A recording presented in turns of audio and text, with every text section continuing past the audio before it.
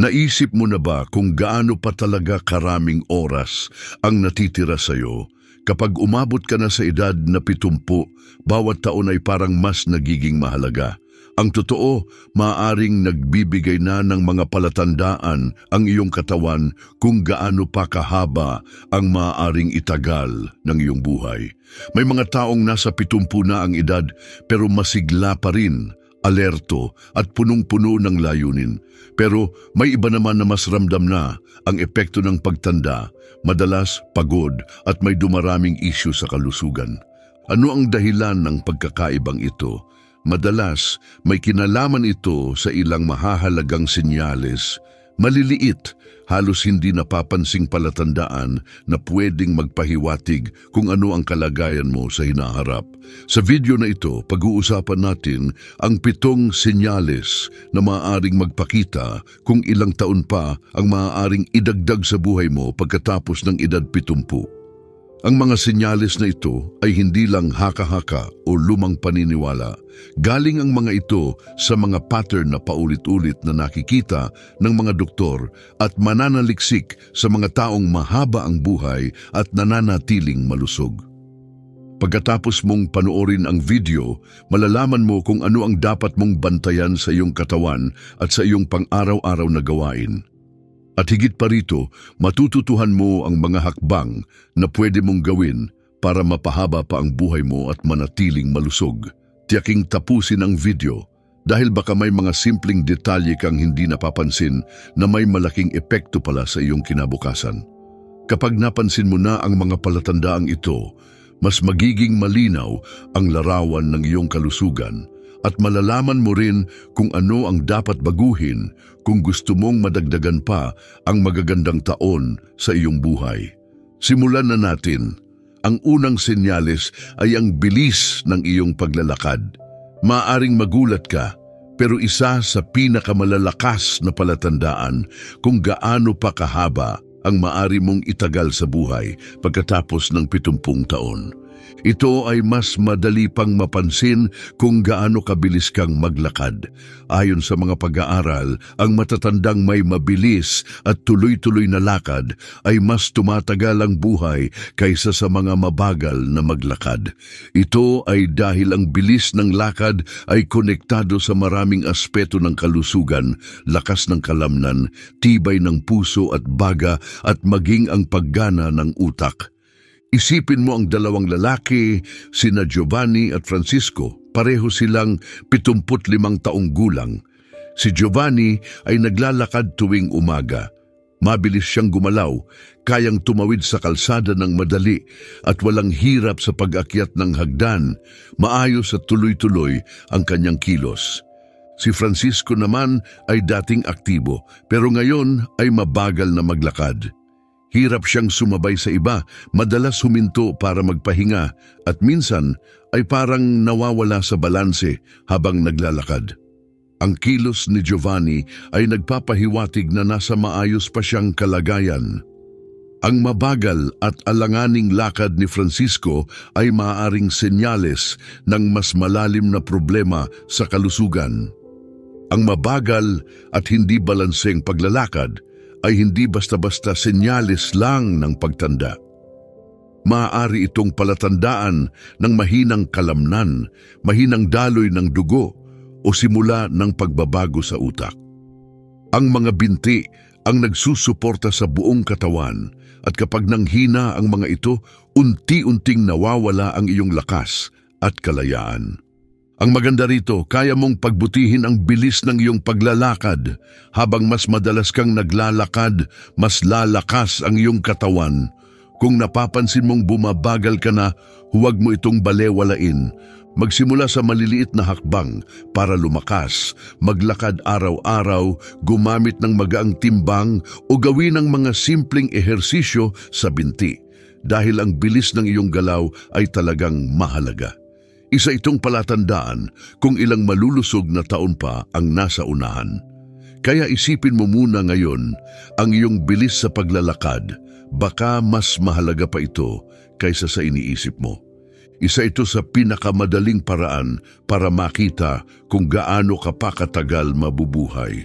Ang ikalawang senyales ay ang lakas ng iyong pagkapit. Maaring parang kakaiba, pero ang higpit ng iyong pagkamay ay pwedeng magsabi kung anong klase ng kalusugan ang mayroon ka. Ayon sa mga pag-aaral, ang lakas ng pagkapit ay isa sa pinakamaasahang palatandaan ng pangkalahatang kalusugan at enerhiya sa mga matatanda. Kung malakas ang pagkakakapit mo, kadalasan ay maayos ang iyong mga kalamnan, maayos ang daloy ng dugo, at gumagana ng maayos ang iyong nervous system. Pero kung humihina ang kapit mo, maaaring ito ang unang senyales na humihina na rin ang iyong mga kalamnan. At kapag bumaba ang lakas ng kalamnan, tataas ang tsansa mo sa mas seryosong problema sa kalusugan. Tingnan natin ang halimbawa ni Roberto, 78 taong gulang. Palagi siyang ipinagmamalaki ang kanyang matatag na pagkamay. Aktibo siya, nagbubuhat ng magaang weights at walang problema sa mga simpleng gawain gaya ng pagbukas ng garapon o pagbubuhat ng groceries. Pero si Antonio, na kasing edad niya, unti-unting nahirapan sa mga simpleng bagay, gaya ng pagbukas ng bote o pagbitbit ng mabigat. Akala niya normal lang ito sa pagtanda, pero sa totoo lang, ang paghina ng kanyang kapit ay babala na. Ibig sabihin nito ay unti-unti na siyang nawawalan ng lakas na maaaring humantong sa pagkadapa, injury at mas maikling buhay. Madalas, ang lakas ng kamay ay refleksyon ng lakas ng buong katawan. Kung humihina ang kapit mo, malamang humihina rin ang buong katawan mo. At kapag nangyari ito, mahihirapan kang maging aktibo, mapanatili ang iyong kalayaan at makabawi mula sa sakit o injury. Pero may magandang balita, pwedeng palakasin ulit ang grip strength. Pwede mong paigtingin ang lakas ng kamay at bisig sa pamamagitan ng simpleng gawain gaya ng pagsisiksik ng tennis ball, paggamit ng hand strengthener o pagbibitbit ng magagaan habang naglalakad. Malaki ang tulong ng mga simpleng ehersisyong ito para manatiling malakas. Kaya ngayon, subukan mong suriin ang iyong kapit. Kung mahina na ang pagkamay mo o kung nahihirapan ka na sa mga dating madadaling gawain, panahon na para kumilos. Dahil ang lakas ng kamay mo ngayon ay pwedeng magpakita kung gaano ka pa kalakas at kalaya sa hinaharap.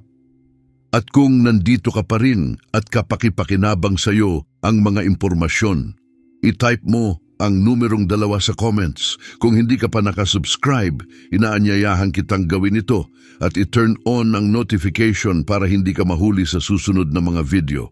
Tuloy tayo. Ang ikatlong senyales ay ang kakayahan mong tumayo sa isang paa. Karamihan sa mga tao ay hindi gaanong iniisip ang balanse hanggang sa magsimula itong mawala. Pero ang kakayahang tumayo sa isang paa ng kahit 10 segundo ay isang malakas na palatandaan kung gaano ka patatagal. Ayon sa mga mananaliksik, ang mahinang balanse ay konektado sa mas mataas na tiyansa ng pagkadapa, injury at kahit paghina ng isipan.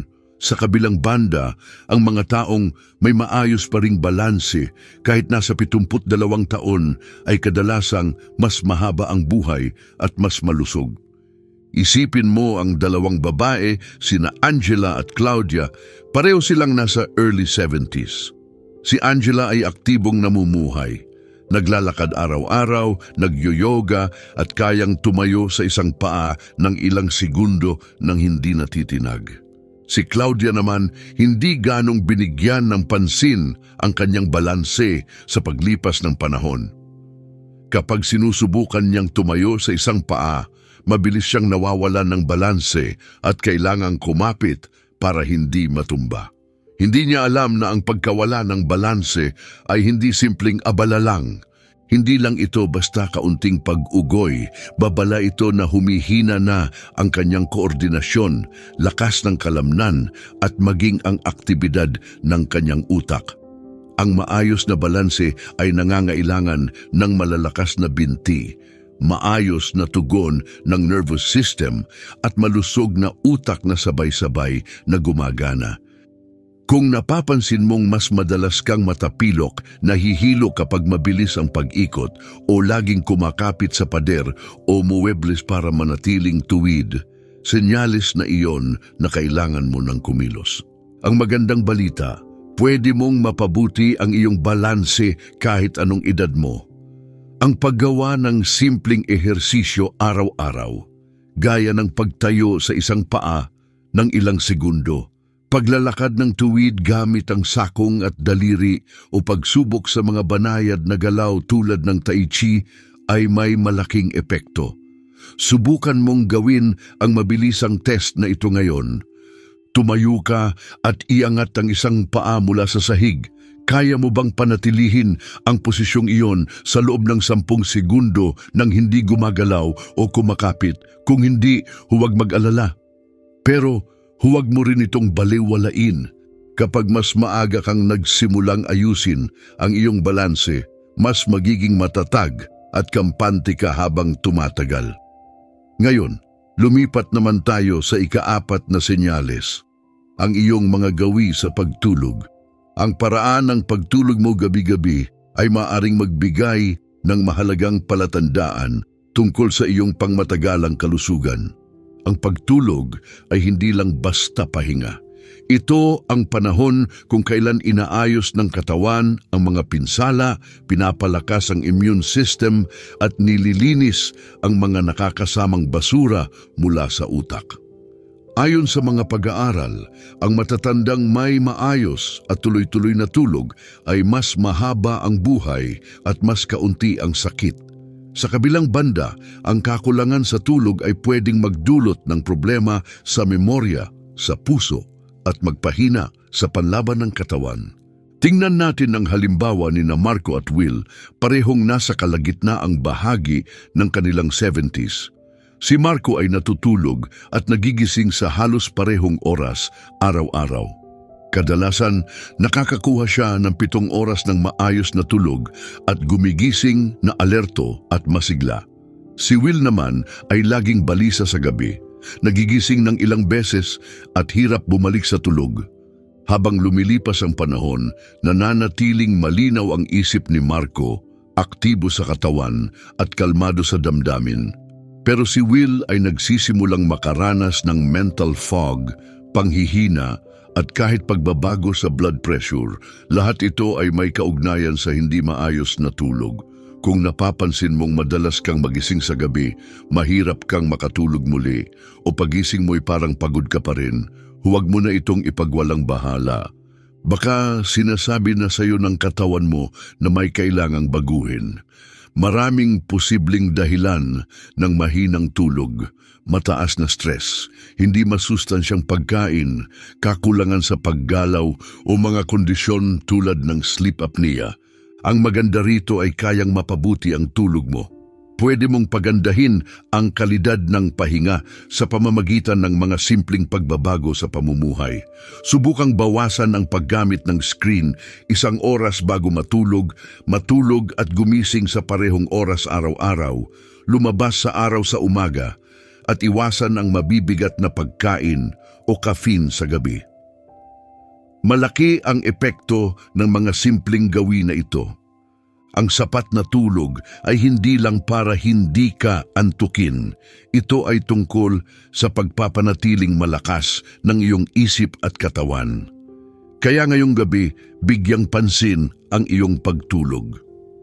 Kung magising ka ng pagod, hindi makatulog ng tuloy-tuloy o parang nagbago ang pattern mo sa pagtulog, baka panahon na para ayusin ang iyong routine at gawing prioridad ang pahinga.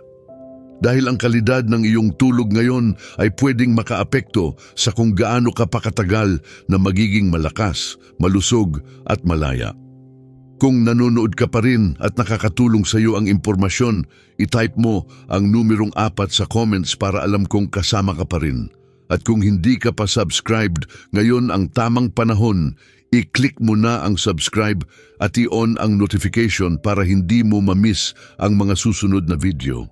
Malaki ang tulong ng iyong suporta para magpatuloy kami sa pagbabahagi ng makabuluhang kaalaman para sa iyong kalusugan. Ngayon tuloy tayo sa ikalimang senyales, ang iyong gana sa pagkain at paraan ng pagkain. Ang paraan ng pagkain mo pagdating mo sa iyong 72 taon ay isa sa pinakamalalakas na palatandaan kung gaano pa kahaba ang mga malusog mong taon.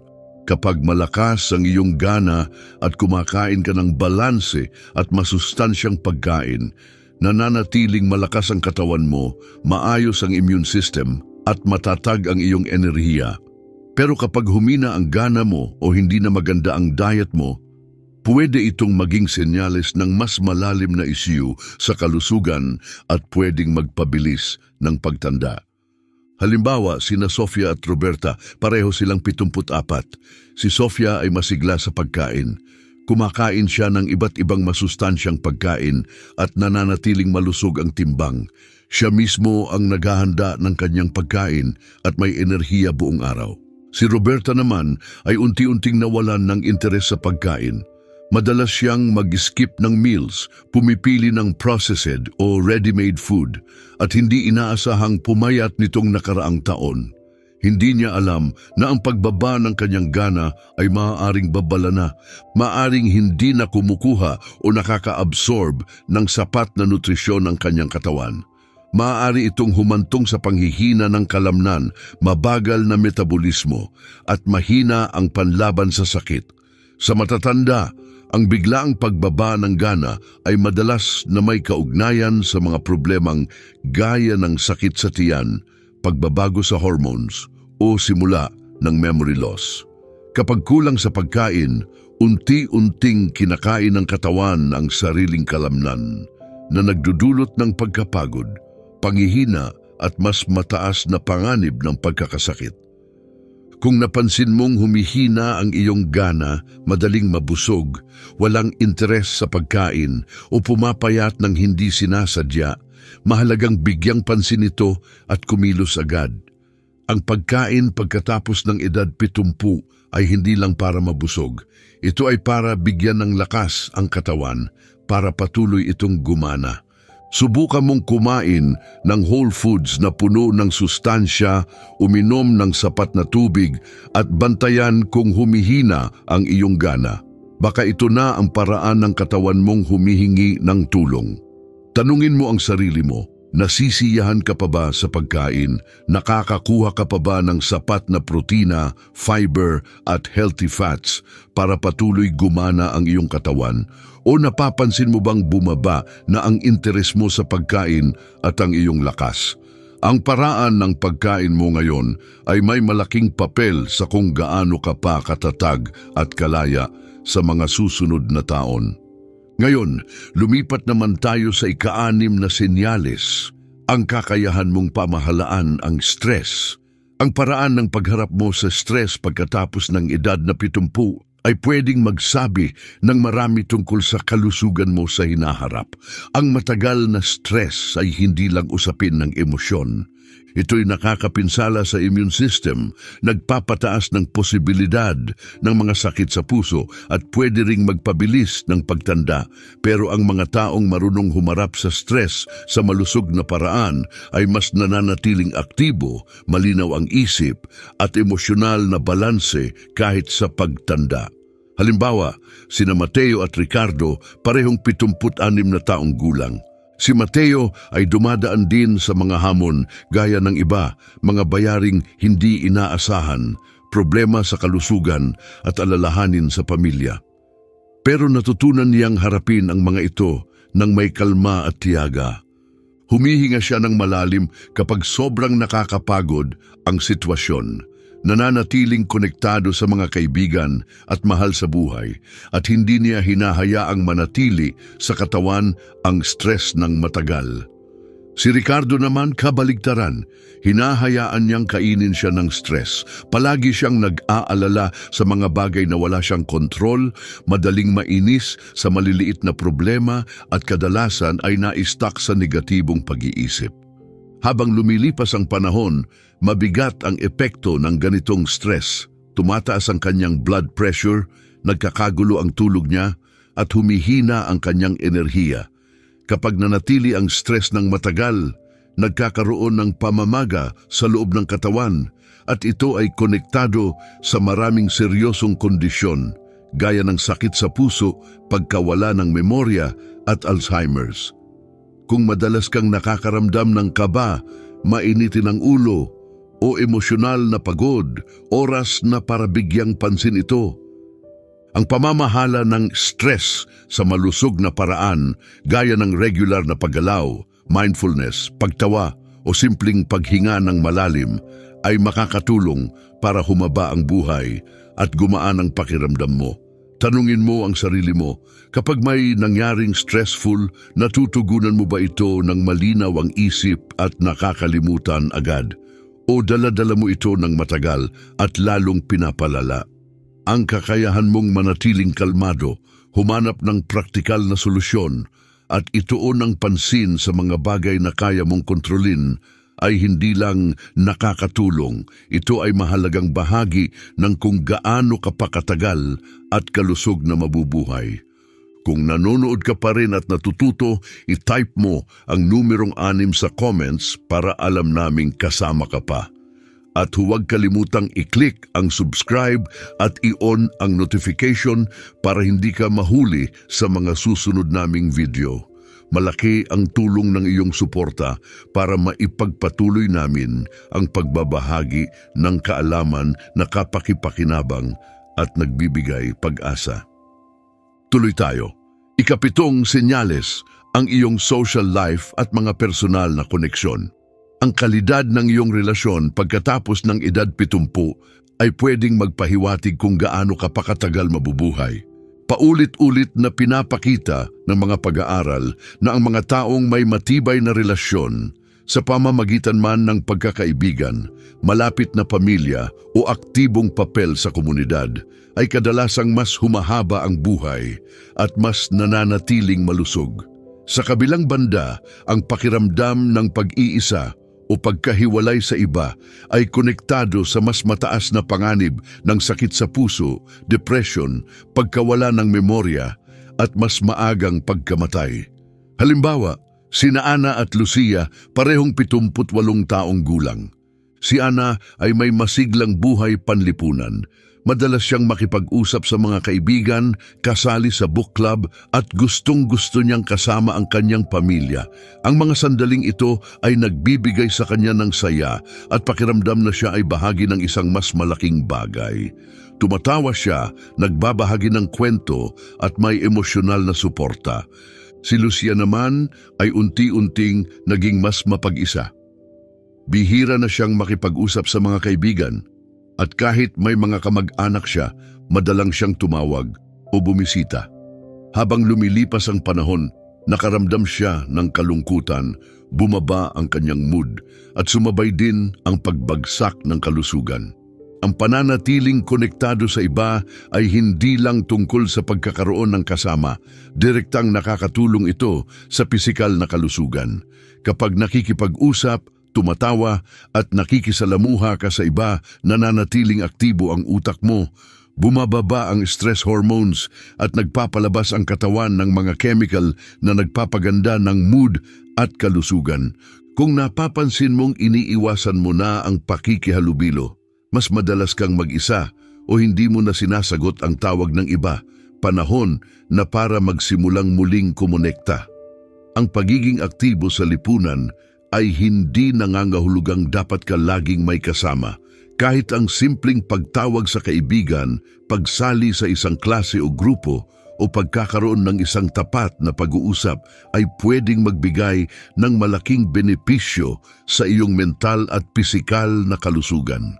Ang mga relasyong binubuo at pinangangalagaan mo ngayon ay hindi lang nagbibigay ng saya. Nakatutulong din ito para protektahan ang iyong kalusugan at madagdagan ang posibilidad mong mamuhay ng mas mahaba at mas puno ng sigla.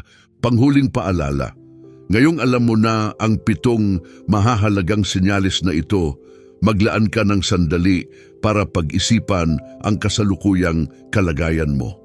Ikaw ba ay gumagalaw sa buhay ng may lakas, sigla at kumpiyansa o napapansin mo na ba ang maliliit na pagbabago na maaaring mga babala? Ang nakaka-inspire na katotohanan ay karamihan sa mga senyalis na ito tulad ng bilis ng lakad, lakas ng pagkakapit, balanse, tulog, pagkain, pamamahala ng stress at koneksyon sa iba ay pwede mong pagbutihin sa paglipas ng panahon. Hindi nakatakda ang kalusugan mo sa hinaharap. Ang mga desisyong ginagawa mo ngayon ay maaaring magkaroon ng malaking epekto sa kung gaano ka pa katagal na magiging malusog at aktibo. Kung may nakita kang bahagi na kailangan mong ayusin, huwag mo nang hintayin pa ang payo ng doktor para kumilos. Simulan mo na ngayon, maglakad-lakad, gawin ang mga ehersisyong pampalakas, pagtuunan ng pansin ang mas maayos na tulog. Kumain ng masustansyang pagkain, manatiling konektado sa mga taong mahalaga sa iyo, at humanap ng malusog na paraan para ma-manage ang stress. Ang layunin ay hindi lang pahabain ang buhay, kundi pagandahin ang kalidad ng bawat araw. Dahil sa huli, ang mabuhay ng mahaba ay maganda, pero mas mahalaga pa ring manatiling masigla at malaya sa mga taong iyon. Maraming salamat sa pagsama sa amin ngayon. Gusto naming marinig ang iyong saloobin. Mag-iwan ka ng comment at sabihin sa amin ang isang bagay na natutunan mo mula sa video na ito at kung paano mo ito gagamitin sa sarili mong buhay. Mahalaga ang iyong boses at talagang ikinagagalak naming basahin ang inyong mga kwento at karanasan. Sila ang nagsisilbing inspirasyon namin para magpatuloy. Kung nakatulong sa iyo ang video na ito, paki-like naman, mag-subscribe sa aming channel at i-share mo na rin ito sa iba. Ang iyong suporta ang tumutulong sa amin na makagawa pa ng makabuluhang mga video na nagbibigay kaalaman, suporta at inspirasyon sa mga taong tulad mo. Maraming salamat muli sa panonood at sana'y makasama ka namin sa susunod na video.